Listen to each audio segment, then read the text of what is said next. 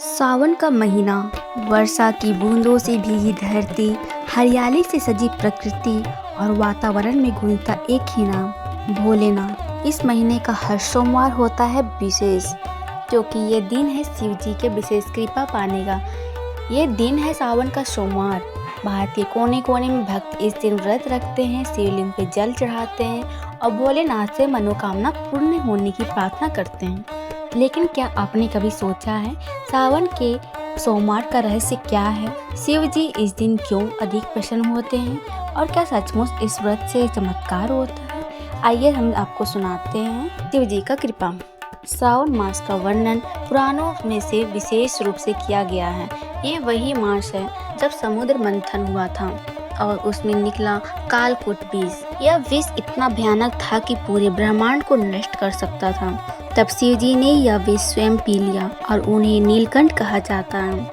उसी समय से श्रावण मास में उनकी पूजा विशेष रूप से की जाती है, ताकि वे अपने भक्तों को भी हर विष हर कष्ट से बचा सकें।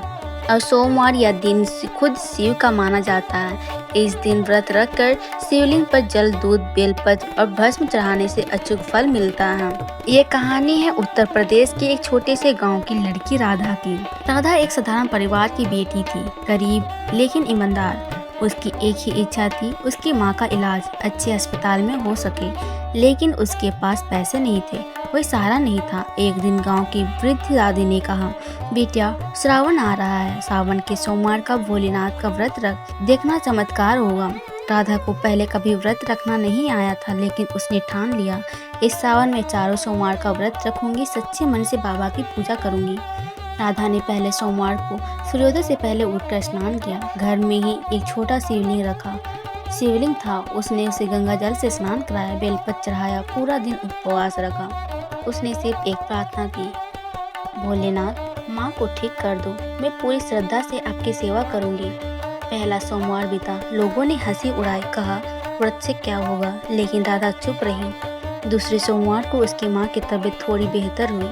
तीसरे सोमवार को उसकी माँ ने खुद बैठना शुरू कर दिया। डॉक्टर तक हैरान रह गए, ये तो असंभव था, दवाओं का असर अब तो हो ही नहीं सकता, ये चमत्कार है। राधा जानती थी ये भोलेनाथ की कृपा है। अब उसका विश्वास और गहरा हो चुका था।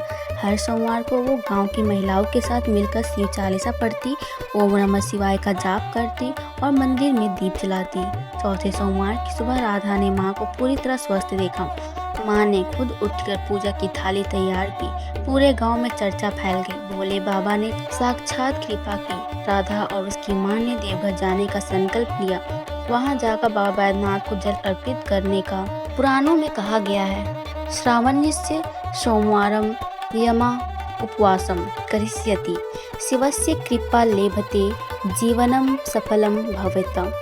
अर्थात जो श्रावण मास के सोमवार को उपवास करता है, शिव जी की कृपा से उसका जीवन सफल होता है। जो स्त्री यह व्रत रखती है, उसे उत्तम पति की प्राप्ति होती है।